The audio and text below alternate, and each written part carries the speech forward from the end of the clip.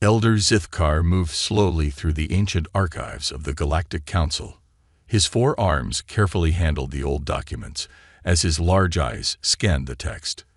The dust made him sneeze, but he kept searching. He needed to find something important, something that everyone had forgotten. "It must be here," he muttered to himself. His thin fingers turned another page in the massive book of galactic laws. Then he saw it. The warning about humans. The special rule that every council member learned on their first day, but few took seriously anymore. The document was clear. Humans were a protected species because of how they reacted when their young were threatened. The rule was written after the First Contact War, which happened 300 years ago. It stated simply, the first rule of galactic diplomacy: never harm human offspring. Zithkar remembered the stories his grandfather told him about how the humans fought with such fury when the Drakari took some of their children for study. The Drakari civilization no longer existed. The humans made sure of that. Elder Zithkar, "The council meeting begins in 10 minutes, said a young aide from the doorway. Zithkar nodded and closed the book. He would bring this up at the meeting. There were rumors that worried him. Rumors about plans involving the human colonies. Far away, on the Earth colony called Terran Hope, children played in fields under a purple sky. The colony was 20 years old and home to nearly 5,000 humans. They built their homes in a wide valley surrounded by tall mountains. 10-year-old Lily Carter ran across the grass with her friends. Her brown hair bounced as she moved. She stopped suddenly and bent down to look at something in the dirt. "Look what I found," she called to her friends. She picked up a strange rock that glowed slightly in her small hand. It had odd markings that seemed to shift and change as she turned it. Her friends gathered around, curious about the strange object. None of them noticed the small drone that hovered high above, recording everything they did. Lily's father, Commander Alan Carter, watched the children from a distance. He smiled as he saw his daughter showing off her discovery. As head of colony security, he always kept an eye out for trouble, but this was a peaceful afternoon. "Sir, the patrol reports are ready for your review," said Officer Ryan White, interrupting Commander Carter's thoughts. "Thank you, Ryan. I'll check them after dinner," Commander Carter replied. Everything seems quiet today. Neither man knew about the invisible ships that had entered the colony's orbit, staying just beyond the range of their sensors. Back on the Council homeworld, Councillor Vex Morn stood before a group of military leaders. His sleek, metallic skin reflected the blue lights of the war room as he pointed to images of Terran Hope on the large screen. "The humans have settled on a planet rich with zenith crystals," Vex Morn said. "Our scans show large deposits beneath their colony. These crystals could power our fleets for centuries. But the protection treaties," began one general, "are based on superstition." Vex Morn cut him off. "I've studied humans for years. They are just another species with primitive emotions and basic weapons. The stories about their ferocity are exaggerated." He touched the screen, zooming in on Lily and her friends looking at the strange rock. "This child has found a fragment of a zenith crystal. We need to understand how it affects them and what they know about its properties." Vex Morn continued. "I have authorized a strategic intervention." "You mean an abduction," said General Kraz, his voice heavy with concern. "I mean a scientific expedition," Vex Morn replied coldly. "The first team leaves tonight. We will take a small sample of their young for study. The humans won't even know it was the Council. They'll blame space pirates or rival colonies." In the corner of the room, an aide recorded the meeting and quietly sent a copy to Elder Zithkar's office. By the time the Elder would receive it, the ships would already be approaching Terran Hope. That night, as Lily Carter slept in her bed, holding the strange crystal under her pillow, she dreamed of stars and distant worlds. She had no idea that in just a few hours, the peace of Terran Hope would be shattered forever. The night was quiet on Terran Hope. Most colonists were asleep as the 3 moons shone down on their homes. Only a few security officers patrolled the streets, and automated defense systems hummed softly. No one noticed when the stealth ships entered the atmosphere. They used technology that bent light around their hulls, making them invisible to human eyes and sensors. The ships landed silently in the hills just beyond the colony's perimeter. Soldiers in dark armor exited the ships. They moved like shadows toward the colony. Their orders were clear: locate and capture the children who had found the crystal, especially the girl named Lily Carter. Security Officer Diane Miller was making her final round near the school dormitories when she noticed something strange. The night birds had stopped singing. She reached for her communicator, but before she could call it in, a dart hit her neck. She managed to activate her body camera before she fell. Inside the main dormitory, Lily Carter woke up suddenly. She heard soft footsteps in the hallway. They didn't sound like the normal security patrols. She grabbed the glowing crystal from under her pillow and slipped out of bed. "Kevin, wake up," she whispered to her friend in the next bed. 10-year-old Kevin Porter rubbed his eyes as Lily shook him. "Something's wrong." Before Kevin could respond, the door to their room slid open. 3 tall figures stood there, wearing armor that seemed to absorb the darkness. Their faces were hidden behind smooth masks with glowing eyes. "These are the ones," said one of the figures, pointing at Lily and the crystal in her hand. Lily screamed, waking the other children. The figures moved quickly, spraying a sweet-smelling mist into the room. Children began to fall back to sleep, but Lily held her breath and pulled Kevin toward the emergency exit. Across the colony, alarms finally began to sound. Commander Alan Carter was awakened by the blaring noise. He rushed to the security center, his heart racing. "Report," he shouted as he entered the room. "Multiple intruders at the school dormitories," responded Officer Ryan White. "We've lost contact with Officer Miller." Commander Carter's blood turned cold. "Lily is in there," he whispered. He grabbed a weapon and ran toward the school, calling for backup as he went. But he was too late. By the time security forces reached the dormitories, the intruders were already retreating. 6 children were missing: Lily, Kevin, and 4 others who had been near the crystal the day before. The last transmission from Officer Miller's body camera showed the aliens clearly before they discovered and destroyed it. The footage was sent automatically to the colony's main database. Dr. Susan Carter, Lily's mother, and the colony's chief xenobiologist watched the footage with shaking hands. "They're Vexeri," she said, her voice breaking. "They work for the Galactic Council's Enforcement Division." Commander Carter slammed his fist against the wall. "Why would the Council take our children? We have peace treaties with them."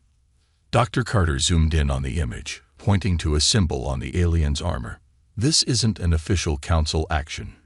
This is the mark of Counselor Vexmorn's personal guard. He's acting on his own." As dawn broke over Terran Hope, the colony was in chaos. Parents of the missing children gathered at the administrative building, demanding answers and action. Commander Carter addressed them, trying to stay calm despite his own fear and rage. "We've sent a distress call to Earth. Help is coming. I promise you, we will find our children." In orbit above the planet, the stealth ships prepared to jump to hyperspace. Inside one of them, the 6 children lay unconscious in stasis pods. Lily's crystal had been taken and was now in a sealed container, being studied by a scientist. "Counselor Vexmorn will be pleased," said the mission commander. "We captured the children and the crystal without alerting the Council." What they didn't know was that Officer Miller's footage had already been sent with the distress call to Earth. The message contained 2 critical pieces of information. Human children had been taken, and the attackers wore the insignia of the Galactic Council. On Earth, military commanders watched the footage in stunned silence. The aliens had broken the one rule that had kept peace for 3 centuries, and now humanity would respond. The distress call from Terran Hope reached Earth within hours. Earth Central Command convened an emergency meeting in their underground headquarters in what was once called Colorado. Admiral Frank Howard watched the footage of the alien abduction for the 3rd time. His face grew darker with each viewing. When the lights came back on in the meeting room, he slammed his fist on the table. "They've broken the only rule that matters," he said. The room fell silent. 12 military leaders from around the world sat around the table, their faces grim. "We've tried contacting the Galactic Council through diplomatic channels," said General Maria Lopes. "No response so far." Admiral Howard nodded. "We're not waiting for them to answer. Prepare the Phantom Fleet." The Phantom Fleet was humanity's secret weapon, 10 ships built for one purpose: unconventional warfare against technologically superior enemies. The ships were hidden in various locations throughout the solar system, waiting for a day everyone hoped would never come. "Who's going to lead the rescue mission?" asked General Lopes. "Captain Samantha Wright," Admiral Howard replied without hesitation. "She's the best tactical mind we have." Captain Wright was called from her training mission on Mars. When she arrived at Earth Command 6 hours later, she was immediately briefed on the situation. 6 children taken," she said, looking at the files, "including Commander Carter's daughter." "Yes," Admiral Howard confirmed. "Your orders are simple, Captain. Bring our children home. No restrictions." Captain Wright nodded, understanding what that meant. The gloves were off. "What ships do I get?" "The Nightshade and 2 support vessels, plus whatever specialized personnel you need." Across human space, the news about the abduction spread quickly. Retired soldiers volunteered in massive numbers. Among them was Gregory Thompson, Lily Carter's grandfather and a former Special Forces operative. At 63, Greg Thompson was still fit and dangerous. He called in old favors and arranged to be on Captain Wright's team before the official roster was even created. "I have one condition," he told Captain Wright when they met. "When we find the people responsible for taking my granddaughter, I want 5 minutes alone with them." Captain Wright studied the older man's face. "You'll get 2 minutes. That's all you'll need." Meanwhile, in Council space, Elder Zithkar discovered what had happened. He accessed the records of ships leaving Council territory and found Vexmorn's personal fleet had departed without filing proper flight plans. He confronted Counselor Vexmorn in his private chambers. "You've taken human children," he said, his voice shaking with anger and fear. Vexmorn looked up from his desk, his metallic skin reflecting the light. "A minor scientific expedition, nothing that concerns the full Council." "You fool," Zithkar hissed. "You've violated the first rule. Do you know what the humans did to the Drakari?" Vexmorn waved a hand dismissively. "Ancient history. These humans are just another species with delusions of importance. The Drakari were more advanced than humans when they took their children. Their civilization was 5,000 years old. The humans wiped them out in 3 weeks," Zithkar said. "Return the children now, while you still can." Vexmorn smiled coldly. "The children are already at the research facility. By the time the humans even figure out who took them, we'll have learned all we need about the Zenith crystals." On Earth, preparations moved at incredible speed. The Phantom Fleet ships were brought online. The UES Nightshade, a vessel that could bend light around its hull just like the alien ships, became the command center for the mission. Captain Wright selected her crew carefully: expert pilots, combat specialists, and the best minds in xenobiology. Greg Thompson was listed as a cultural consultant, though his actual role involved skills from his Special Forces days. Just 3 days after the abduction, the human fleet was ready. But they weren't heading directly to Council space. Captain Wright had a plan that the aliens wouldn't expect. "We'll split into 3 groups," she explained to her team. Team 1 goes to the Council homeworld as a diplomatic mission. Their job is to distract and gather intelligence. Team 2 will track the quantum signature of the abduction ships. And we, she pointed to the Nightshade on the display, will follow the intelligence we've gathered from intercepted Council communications. Admiral Howard gave the final authorization. Operation Child's Return is now active. Good hunting. As the ships prepared to depart, Greg Thompson looked at a picture of his granddaughter. "Hold on, Lily," he whispered. "We're coming." The UES Nightshade slipped into Council space like a ghost. Its special hull absorbed light and sensor scans, making it nearly invisible. On the bridge, Captain Samantha Wright studied the star map showing their position. "Any signs they've detected us?" she asked her crew. "None, Captain," replied Lieutenant Dale Brown at the sensor station. Their patrol ships passed within 5,000 kilometers and showed no reaction. Captain Wright nodded. The ship's stealth technology was working perfectly. The aliens had no idea humans had technology this advanced. They had kept it secret for decades, waiting for a moment like this. Greg Thompson stood near the back of the bridge, watching. As Lily's grandfather and a cultural consultant, he had no official role during flight operations, but Captain Wright wanted him nearby. His experience would be valuable soon. "We're receiving a transmission from Ambassador Jones' ship," Lieutenant Brown announced. Ambassador Patricia Jones led the diplomatic team sent directly to the Council homeworld. Her mission was to demand the return of the children while gathering information. The ambassador's face appeared on the main screen. She looked tired but determined. "The Council claims they know nothing about the abduction," she reported. Most Council members seemed genuinely shocked by the footage we showed them. "What about Counselor Vexmorn?" Captain Wright asked. "Conveniently absent. His office says he's on a research retreat and cannot be disturbed." Ambassador Jones replied with clear disgust in her voice. "I've delivered our message. Return the children within 48 hours or face the consequences." "How did they respond to that?" Greg Thompson asked, stepping forward. Ambassador Jones smiled grimly. "They laughed. They think we're bluffing." After the transmission ended, Captain Wright turned to her navigation officer. "Set course for the Centauri Research Station. Team 2 has confirmed the abduction ships stopped there before continuing to their final destination." The Nightshade changed course, its engines leaving no visible trail as it accelerated. Meanwhile, on a distant research facility hidden in an asteroid field, the abducted children were waking up from sedation for the third time. They had been separated for individual study, but were brought together for meals under heavy guard.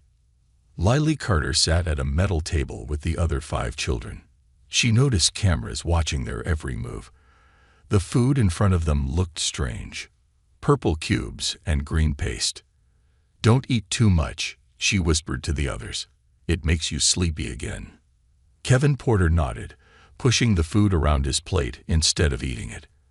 At 10 years old, he was the son of an engineer and had his father's mechanical mind. "I counted 14 guards on this level," he whispered back, "and I think I know how the door locks work." Lily smiled slightly. She had been watching and learning too. Her father always told her that knowledge was the best weapon.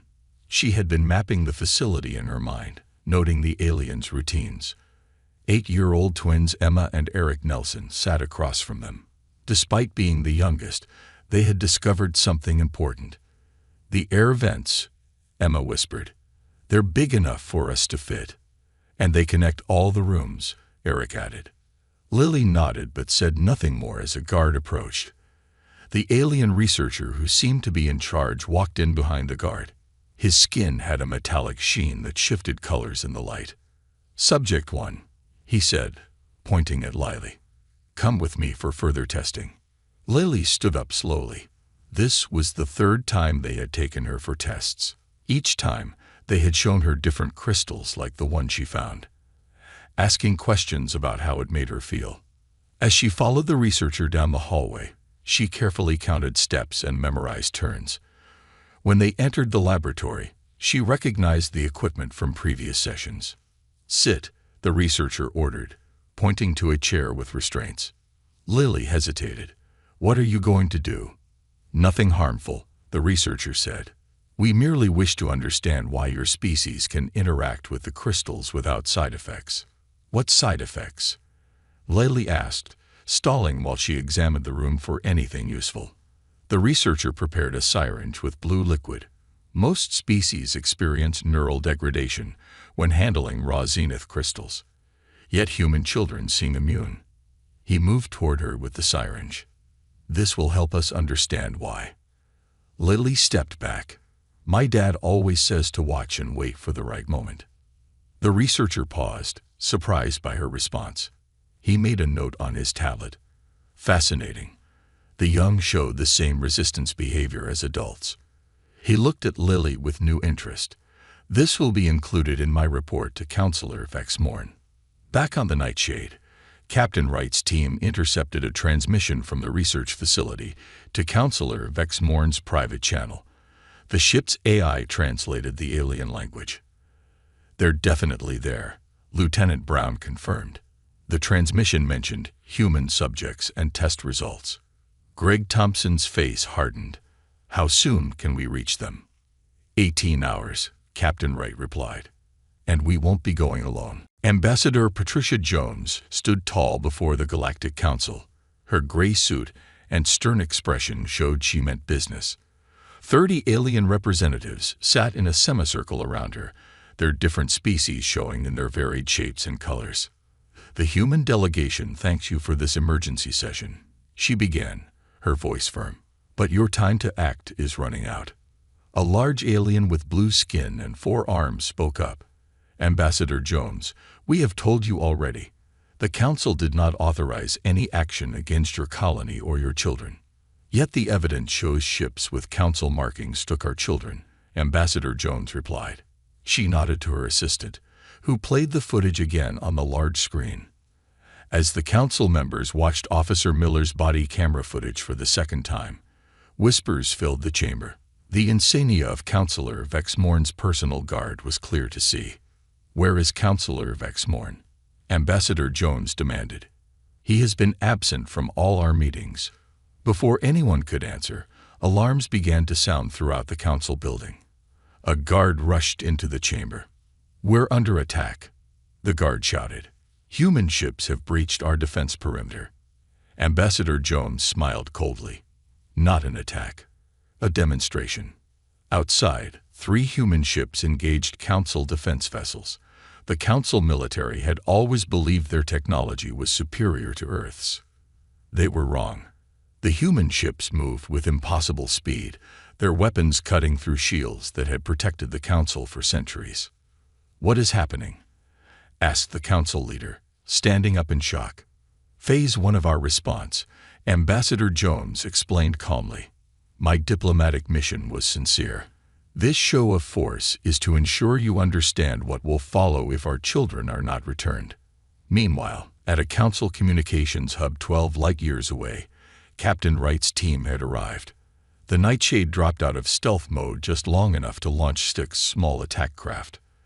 The team needed the exact location of the research facility where the children were held.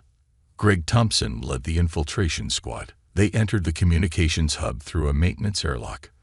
The aliens inside had no warning before the humans were among them. No unnecessary casualties, Greg reminded his team as they moved through the facility. We need information, not bodies. They reached the central data core without raising any alarms. Lieutenant Brown, who also served as the team's tech specialist, connected to the alien system. I need 10 minutes, he told Greg. You have 5, Greg replied, checking the corridor. On the research facility, Lily Carter was helping the other children prepare. Kevin had figured out how to short-circuit the cell doors during his last examination. The twins had mapped most of the ventilation system. They were waiting for the right moment. They're going to move us tomorrow, Lily told the others during their mealtime. I heard the guards talking. We need to be ready tonight. What if we get caught? Asked Maya Wilson, a 9-year-old girl who had been quiet until now. We won't, Lily said with confidence. And even if something goes wrong, our parents are coming for us. How do you know? Asked Maya. Because they always come, Lily answered. My dad says humans never leave their people behind, especially not children. As they spoke, a guard shoved Emma roughly, making her spill her food. The other children watched silently, but their eyes hardened. The guard didn't notice how they exchanged looks, forming a plan without words. Lily nodded slightly to Kevin, who accidentally knocked over his cup. While the guard was distracted by the spill, Eric slipped something from his pocket to Emma, a small tool he had stolen from the lab. Back at the council homeworld, Elder Zithkar addressed the full council after the human ships withdrew. "I warned about this," he said, his voice heavy with concern. "The ancient records are clear about human behavior when their young are threatened." He activated a historical display showing the fate of the Drakari civilization. The council members watched in silence as images showed a technologically advanced society reduced to ruins in less than a month. "Several council members have already withdrawn support for whatever Vexmorn is doing," Zithkar continued. "I suggest we help the humans locate their children before it's too late." On the Nightshade, Lieutenant Brown had finished analyzing the data from the communications hub. "We have it," he told Captain Wright, pointing to a star map. "The research facility is here, in the Ta Virginis system. It's hidden in an asteroid belt." Captain Wright studied the location. "How heavily defended?" "Minimal security," Brown replied. "They weren't expecting anyone to find it." "How many children confirmed?" asked Greg Thompson. "All 6 accounted for," Brown said. "And sir, there's something else. They're specifically testing how the children interact with the zenith crystals. The reports mention unusual brain activity." Greg's expression darkened. "They're experimenting on them." "Yes," Brown answered quietly. "But the children are fighting back. There are multiple reports of unexpected resistance and concerning behavior from the test subjects." Greg smiled grimly. "That's my granddaughter." He turned to Captain Wright. "We need to move now." Captain Wright nodded and opened a channel to all human ships in council space. "All units, we have confirmed target location. Converge on Ta Virginis.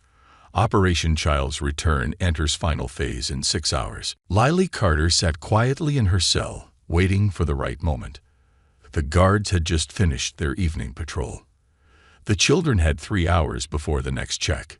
It was time. "Ready?" She whispered through the small air vent that connected her cell to Kevin's next door. "Ready," Kevin replied. "I'll short the locks when you give the signal." Lily had united the 6 children into a team during their captivity. Each had a job to do. Kevin would disable the door locks. The Nelson twins would guide everyone through the air vents they had mapped. Maya Wilson would create a distraction if needed. And Jack Reed, the oldest at 11, would help Lily lead everyone to the communication room they had discovered. In the past 3 days, Lily had carefully collected small items: a pen from a careless researcher, a fork from a meal tray, even strings from her own clothing. These simple items became tools in her hands. "Wait for my signal," she said, 1 hour after lights out. When the facility's lights dimmed for the night cycle, Lily began counting minutes silently. The guards thought the children were asleep, monitored by sensors that detected movement in their beds. But Lily had figured out that the sensors only checked pressure, not actual body heat or heartbeats. She had stuffed her blankets to look like a sleeping form. After exactly 1 hour, she tapped a simple code on the wall: 3 short, 2 long. The signal traveled from cell to cell. Kevin immediately went to work. Using the pen Lily had given him, he reached through the small food slot in his door and touched it to 2 exposed wires he had discovered days earlier. The facility's power fluctuated for just a second, long enough for the electromagnetic locks to reset.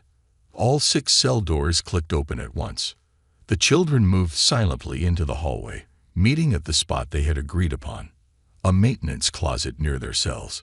Emma and Eric Nelson, the 8-year-old twins, pointed to an air vent near the floor.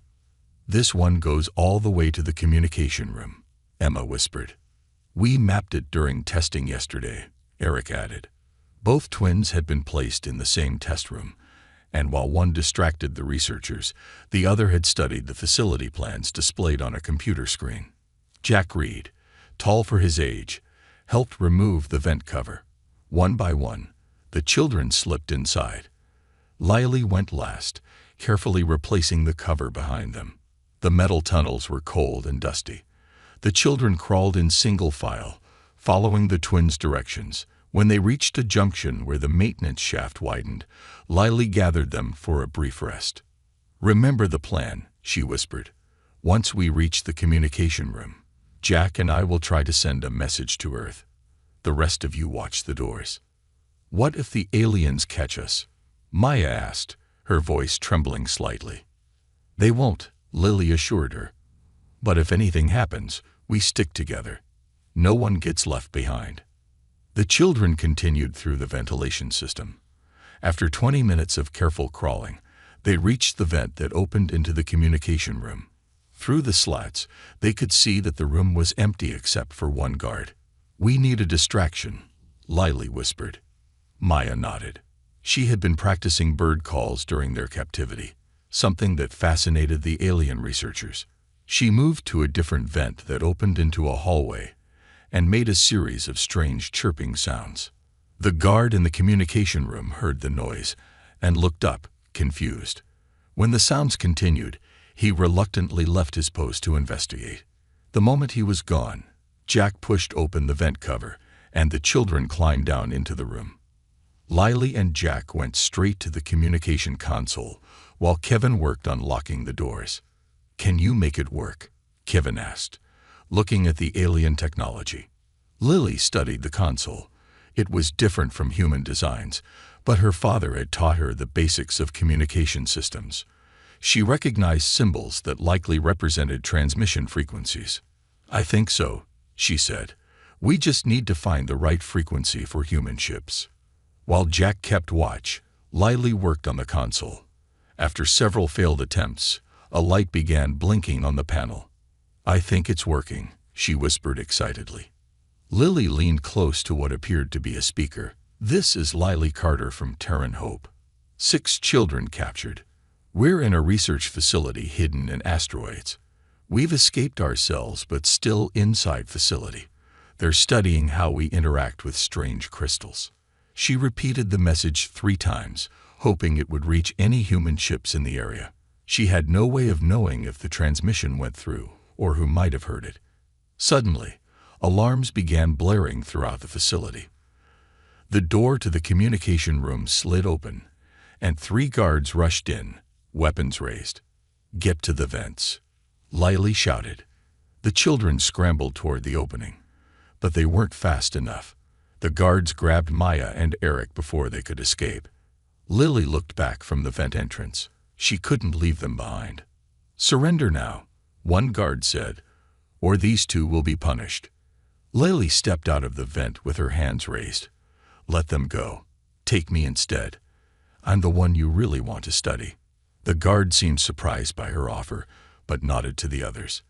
They released Maya and Eric, who quickly joined the rest of the children in the vent. Only Lily remained in the room. "The counselor will be very interested in your behavior," the guard said as he secured Lily's hands. What the aliens didn't know was that Lily's sacrifice had given the other children the chance they needed, and her message had been received by the UES Nightshade, now less than 1 hour away from the facility. Captain Samantha Wright stood on the bridge of the UES Nightshade, listening to Lily's message for the 3rd time. Her face showed no emotion, but her eyes burned with determination. "Time to arrival," she asked her navigation officer. 42 minutes, Captain," came the reply. Greg Thompson checked his weapon. "That's too long. They know the children are loose in the facility. They might move them." Captain Wright considered this, then nodded. "Launch the advance team now. Your squad goes in first, Mr. Thompson." Greg led 6 Special Forces soldiers to the launch bay. They boarded a small stealth shuttle designed for rapid deployment. As the shuttle departed the Nightshade, Greg addressed his team. "Our mission is simple. Find the children and secure them until the main force arrives. Avoid detection if possible, but if discovered, show no mercy to anyone who stands between us and those kids." The shuttle accelerated toward the asteroid belt, where the research facility was hidden. Inside the facility, chaos had erupted. The 5 escaped children crawled through the ventilation system while security teams searched for them. Kevin Porter led the group now that Lily had been captured. "We need to find another way to help," Jack Reed whispered as they paused at a junction in the air ducts. "I know where they took Lily," Emma Nelson said. "During our tests, I saw a special room with all kinds of equipment. They called it the primary research chamber. That's where they'd take her."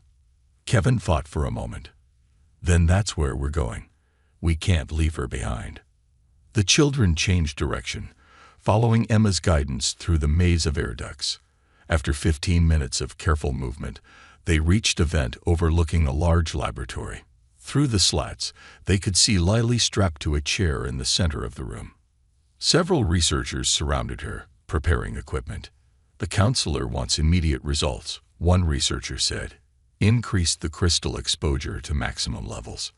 Kevin looked at the others. "We need a plan. I can short-circuit the power like I did with the doors," he suggested, "but it might affect the whole facility." "Do it," Jack said firmly. While Kevin prepared to sabotage the power system, the main researcher approached Lily with a large glowing crystal. "You've demonstrated remarkable resistance and intelligence," he told her. "Most species would be passive after capture. You organized the others, didn't you?" Lily stared back defiantly. "Humans don't give up easily, especially not when someone takes our freedom." The researcher made notes on his tablet. "Fascinating. Now I want you to hold this crystal and tell me what you feel."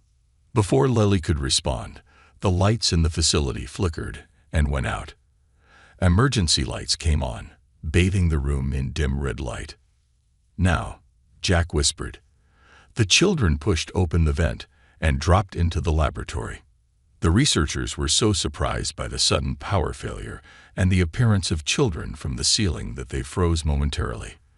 That hesitation was all the children needed. Jack and Maya pushed one researcher aside while the twins grabbed lab equipment and threw it at the others. Kevin ran to Lily and began unfastening her restraints. "Time to go." An alarm sounded throughout the facility. A voice announced over the speakers, "Security breach in docking bay 1. Unknown vessel has attached to the hull." The human rescue team had arrived. Greg Thompson led his squad through the facility's corridors with cold efficiency. They moved like shadows, using technology that jammed the facility's internal sensors. When they encountered security teams, they used non-lethal weapons that put the aliens to sleep instantly. "Life signs detected ahead," reported one soldier, checking a handheld scanner. 6 small humans and several aliens in the main laboratory. Greg's heart beat faster. The children. "Move in," standard rescue formation. As they approached the laboratory, they heard the sounds of a struggle. Greg signaled his team to breach the door immediately. The Special Forces team burst into the laboratory to find an unexpected scene. The children had already freed Lily and were fighting the researchers using improvised weapons. 2 aliens lay unconscious on the floor, while another was cornered by the twins who were throwing small objects at him with surprising accuracy. When the doors opened, the children turned, ready to fight what they thought would be more guards. Instead, they saw humans in combat gear. Lily stepped forward, standing protectively in front of the other children. Greg removed his helmet, revealing his face. "Lily," he said, his voice catching with emotion. Lily's eyes widened. "Grandpa." She ran to him, and he knelt to embrace her. "I knew you'd come," she said. "We'll always come," Greg replied, holding her tightly. "No matter where they take you." The rest of Greg's team secured the room while he checked the other children for injuries. Amazingly, they all seemed relatively unharmed, though tired and hungry. "Captain, we've secured the primary targets," Greg reported over his comlink. "All 6 children recovered and ready for extraction." "Copy that," Captain Wright responded. "Main force has secured the facility. No resistance remaining. Bring them home." As Greg led the children toward the extraction point, an alarm sounded. A security door sealed the corridor ahead. "Changing route," Greg told his team calmly. "Secondary extraction point." Lily tugged at his arm. "Wait. There's something you need to see." The crystals they were studying. They're important. Greg looked down at his granddaughter. How do you know? Because I can hear them, Lily said. All of us can. That's why they took us. The crystals. They talk to children. 1 month after the rescue, the great chamber of the Galactic Council looked very different. Armed human soldiers stood at every entrance. The council members sat nervously as they waited for the human delegation to arrive. Elder Zithkar, now leading the council after Vexmorn's removal, watched as the chamber doors opened. Ambassador Patricia Jones entered first, followed by Captain Samantha Wright and several other officials. Behind them came 6 small figures, the rescued children. The aliens murmured in surprise. Bringing children to such a meeting was unprecedented. The human delegation is recognized, Elder Zithkar announced formally. We welcome you and offer again our deepest apologies for the actions of former Counselor Vexmorn. Ambassador Jones nodded coolly. The children requested to be present. As the victims of the Council's failure, they have that right. Lily Carter stepped forward, standing beside the ambassador. The other 5 children formed a line behind her. They had recovered well from their ordeal. They stood tall and unafraid before the assembled aliens. We are here to finalize the new treaty. Ambassador Jones continued. The terms have been distributed to all council members. Elder Zithkar gestured to the document displayed on every council member's screen. These terms significantly alter the balance of power in the galaxy. Yes, Ambassador Jones agreed simply. They do. Captain Wright stepped forward. The alternative was war. Consider yourselves fortunate. The room fell silent. Everyone knew what had happened to Counselor Vexmorn and his research team. After the children were rescued, Greg Thompson had led a team to capture Vexmorn as he attempted to flee. Rather than killing him, the humans had done something unexpected. They had brought him back to face justice. Now Vexmorn sat in a special containment chamber, awaiting trial for his crimes. But his fate would not be decided by the Council, or even by human courts. In a surprising move, Earth had declared that the abducted children themselves would determine his sentence. We have studied your species during this conflict, Elder Zithkar said carefully. Your military capabilities far exceed what you have shown the galaxy. You could have destroyed us. Lily Carter spoke up, her young voice clear in the large chamber. We learned about you too. While we were captives, we studied you. We know your strengths and weaknesses. The council members shifted uncomfortably at being addressed by a human child. But none interrupted. We don't want war, Lily continued. But we won't let anyone take children again. Not human children, not any children. Ambassador Jones placed a hand on Lily's shoulder, then addressed the council. This brings us to the first clause of the new treaty. Elder Zithkar, please read it aloud. Zithkar looked down at his screen and read. The sentient offspring of all species are protected entities. Violation of this protection by any civilization constitutes an act of war against all civilizations. The children insisted on this wording. Ambassador Jones explained. It protects not just humans, but all children throughout the galaxy. And the Zenith crystals? Asked a council member. Will humans share what they have learned about them? Captain Wright nodded to Kevin Porter, who stepped forward. Though only 10 years old, he spoke with confidence. The crystals respond to certain brainwave patterns common in children, he explained. They can store and transmit information. We're still learning how they work, but we'll share what we discover with trustworthy species. 2 weeks later, the human fleet departed Council space. The new treaty had been signed by all member species. Earth had gained significant new protections and privileges in galactic affairs. The children had returned to their homes on Terran Hope, now heroes throughout human space. In the Carter family's home, Lily sat with her parents and grandfather, watching the sunset through their dome window. Do you think they'll keep their word? Lily asked, looking up at her father. Commander Alan Carter smiled at his daughter. They know better than to break a promise to humans now. Dr. Susan Carter, analyzing data from the Zenith crystals on her tablet, looked up. The crystals could change everything. the way they store information, their energy potential. It's revolutionary. Greg Thompson leaned back in his chair. All because my granddaughter found a shiny rock. Lily grinned. And because humans always come for their children. Across the galaxy, the story spread rapidly. How 6 human children and their determined rescuers had brought the mighty Galactic Council to its knees. How humans had shown both terrifying strength and surprising mercy. Most importantly, how they had established the one rule that now defined galactic civilization: the protection of children everywhere. On distant worlds, parents of many species told their children the new bedtime story about the humans who came from a small blue planet, who fought like demons when their young were threatened, but who used their victory to protect all children, not just their own. And in the years that followed, whenever conflicts arose between species, the mediators would always begin with the same reminder: remember the first rule of the galaxy.